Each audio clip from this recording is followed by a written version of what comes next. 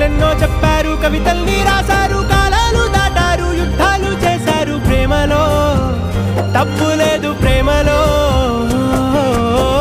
వేల వేల వెన్నెలంత నీదవాలి వెలుగునంత మోయమంటే నేను ఎంత రే.